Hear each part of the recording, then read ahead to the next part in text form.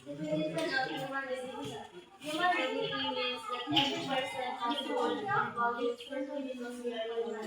This value does not depend on wealth, intelligence, appearance, achievements, or social status. Every human being Kaya kung access mo siya, hindi siya deserves makaling respect and fair treatment at all times. share sa ako. So human dignity means every person daw is na ay worth and valuable. Dili ko na siya mag-depend sa wealth, appearance, intelligence, achievement, or social status. Example niya is treating everyone kindly even if they are poor or different from you. Innate value of the human person. The innate value of a human person means that human worth is present from birth and cannot be taken away. No matter what mistakes a person makes or what aggression they are doing, their value as a human being remains the same. So, the innate value of the human person means every person that is worth and valuable since birth. Hindi po na siya nangalasan pag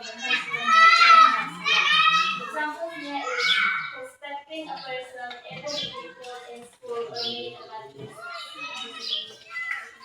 Next, respecting self and others. Respecting self and others means recognizing your own worth and the worth of the other people. It includes treating yourself and others with care, fairness, and consideration in the words and actions. Respecting self and others means dapat nakakipagdalang sa imong sarili pares anang pag-ligo araw-araw, pagkaon sa on time para di ka mamasmo. And respecting others is pares anang mas taas pa sa imo kaysa ng teachers.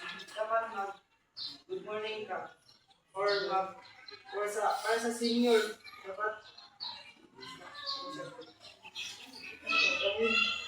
ang sama niya ni speaking politely and avoiding hurtful language.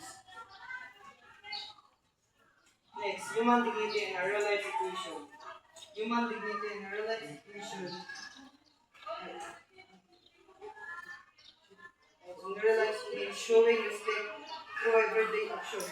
It's practiced by choosing kindness, fairness, and responsibility, and how we treat people in the daily situation. Ang humanity, dignity, and real situation daw, paggalang sa paggalang kahit anuman ang kanyang lahi. Itong ba siya o puti, or gender niya, bakla pa siya o tumboy, kailangan natin din bigyan sila ng respeto dahil may emosyon sila. At dapat pantay-pantay tayo. Itong siya, ini siya, bully. Taong yapon siya, na emosyon.